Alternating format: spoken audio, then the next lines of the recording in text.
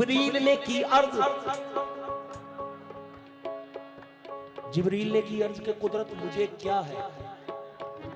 महबूब ने फरमाया कि जा मेरी रजा है।